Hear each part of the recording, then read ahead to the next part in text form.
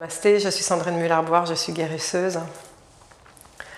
Dernier volet de ces YouTube sur l'ouverture du troisième œil, parce que c'est important. Les 3 risques à ouvrir son troisième œil. Alors, en général, on n'en parle pas, vous verrez très peu d'écrits sur ce sujet, parce que les choses sont bien faites. L'ouverture du troisième œil se fait naturellement quand les personnes travaillent sur elles-mêmes. Normalement, on va dire, quand quelqu'un travaille sur soi, les chakras se développent du bas vers le haut. C'est comme ça. Donc la personne va commencer, en général c'est les enfants de 0 à 7 ans, ça va être le premier chakra qui va travailler. Le premier chakra responsable de la sécurité, de la confiance en soi, de l'ancrage, de l'enracinement. Le deuxième chakra après de 7 à 14, donc c'est des généralités, bien évidemment, tout le monde ne rentre pas dans ces cases. Hein. Après, tout le monde est différent, mais j'essaye de cadrer un peu le truc. Donc, de 7 à 14 ans, le deuxième chakra qui s'éveille et qui est le chakra de la créativité, du centre des émotions, de qui je suis, le centre de la personnalité. Ensuite, ce sera le troisième chakra qui va s'éveiller, qui est le chakra du rapport aux autres, de l'interaction avec les autres. Ensuite, le chakra du cœur. Le chakra du cœur, c'est le chakra de l'équilibre entre donner et recevoir. Ensuite, le chakra de la gorge, le chakra de la parole juste, de pouvoir dire les choses. Et seulement là, ceux qui ont réussi à bien travailler sur eux, on va voir le troisième œil qui va s'ouvrir. Et après, on a ce qu'on appelle la Kundalini, hein. C'est-à-dire qu'une fois qu'on a le chakra coronal qui est bien ouvert, ça circule, les énergies circulent du haut vers le bas avec beaucoup de ressenti, de connexion à l'invisible, beaucoup de puissance dans tous les sens du terme. Donc cette ouverture du troisième œil, je dirais qu'elle est naturelle pour chacun d'entre nous, on va tous y venir, c'est obligatoire parce que si vous travaillez sur vous au quotidien, donc sur votre sentiment de sécurité, de confiance en soi et l'ancrage, avoir les pieds sur terre, et ensuite vous travaillez sur gérer vos émotions, et ensuite vous travaillez sur le rapport aux autres, ensuite vous travaillez sur équilibrer, donner et recevoir au niveau du chakra du cœur, etc., etc. Ça viendra tout naturellement. Donc la grande majorité, on va dire, d'entre nous, 99,9% des gens ne se posent même pas la question de est-ce qu'il y a des dangers de l'ouverture du troisième œil, et ils ont raison, parce que les choses se font naturellement et le troisième œil commence à se manifester, on commence à avoir des petites douleurs et on commence à percevoir l'invisible, à se dire oh, c'est fou, des fois j'ai l'impression que je sens une présence à côté de moi. Ben oui, parce qu'on sent d'autres mondes, des mondes parallèles, où j'ai les mains qui fourmillent, ou voilà, donc c'est tous les symptômes dont je parle dans l'autre vidéo. Donc tout ça c'est tout à fait normal.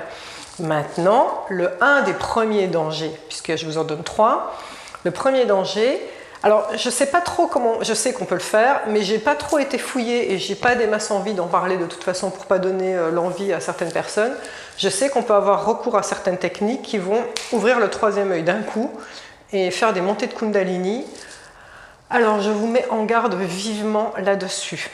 Alors ça peut être des psychotropes, en prenant des psychotropes, en faisant des rituels qui sont à la limite de la magie noire.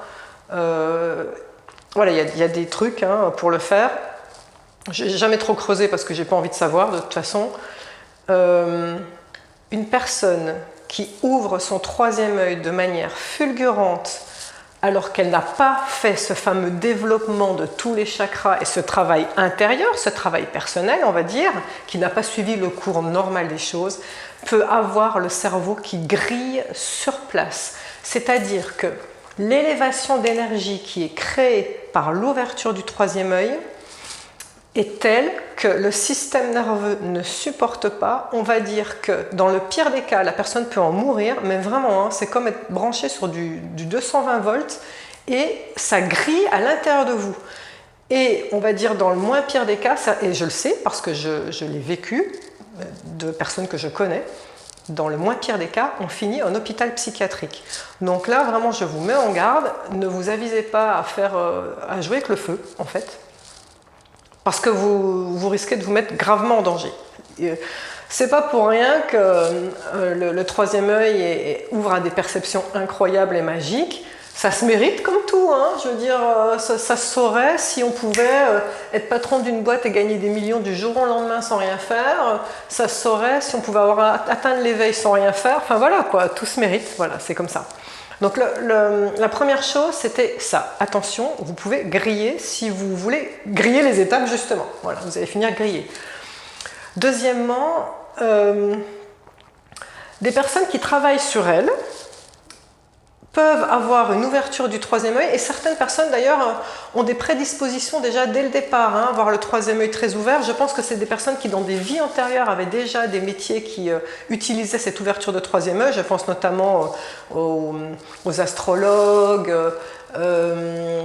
voyants, guérisseurs, tout ça, qui ont pu être guérisseurs dans des anciennes vies, donc ils connaissent, qui savent comment travailler, ils ont ça en eux, mais ils ont oublié que dans cette vie-ci, il faut refaire tout le travail à zéro. Donc il y a certaines personnes qui peuvent avoir le troisième œil qui va s'ouvrir et qui travaillent pas trop, on va dire, sur elles. Et alors le risque, le deuxième risque que vous pouvez avoir, c'est que la personne va être ce qu'on appelle perchée. C'est-à-dire si la personne ne travaille pas, écoutez bien, c'est très important, sur son ancrage, donc sur le premier et surtout le deuxième chakra, les deux en même temps, sur la stabilité de l'ancrage et sur avoir les pieds sur terre littéralement, c'est ça l'ancrage, eh bien écoutez les mots, la personne sera ce qu'on appelle perchée. C'est-à-dire qu'elle va entendre l'invisible, elle va se connecter à des mondes invisibles, on va lui dire des tas de trucs, mais ça deviendra, comment dire, comme un peu... la personne sera déconnectée, en fait, littéralement. C'est-à-dire qu'elle n'arrivera pas à faire le lien entre ce monde de l'invisible subtil qui lui parle et ce monde vraiment de chair, de 3D terrestre, dans lequel elle est. Une personne qui a le troisième œil ouvert et qui a fait ce développement correctement, et sait se situer entre ces deux mondes, et elle sait très bien évoluer, naviguer entre ces deux mondes. Une personne perchée, une personne qui n'a plus de discernement, qui va vous dire « Ah, je sens que t'as ci, je sens que tes guides disent ça, je sens que machin », sans valider derrière le fait qu'elle peut vous blesser, par exemple. Vous voyez ? Parce qu'elle n'aura pas la parole juste. Elle va dire « Toi, tu vas mourir demain » ou « Toi, il y a quelqu'un de ta famille qui va mourir ». Oui, oui, c'est des perceptions du troisième œil. Mais à quel moment on passe les choses par le fil de ce qui se passe dans les chakras d'avant? Vous voyez ce que je veux dire? Donc, pour ne pas être perché, il faut avoir les pieds sur terre et il faut être ancré. Être ancré, ça veut dire concrètement faire des postures d'ancrage tous les jours. Donc, ou bien je fais une routine énergétique, ou je vous en mettrai une sur YouTube, mais il y en a déjà, donc des méditations d'ancrage ou une routine énergétique qui permet de faire remonter les énergies depuis les pieds jusqu'en haut.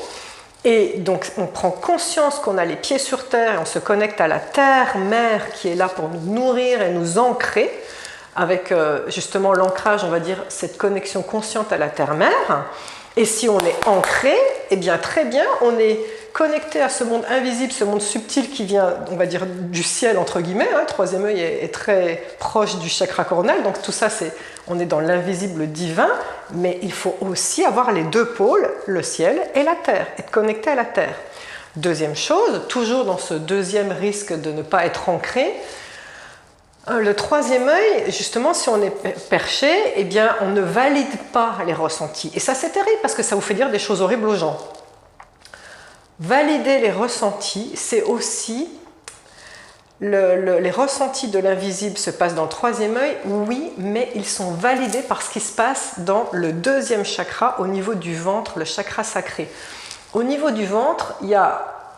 alors, on dit que c'est le deuxième cerveau, c'est faux, c'est le premier cerveau, le cerveau émotionnel.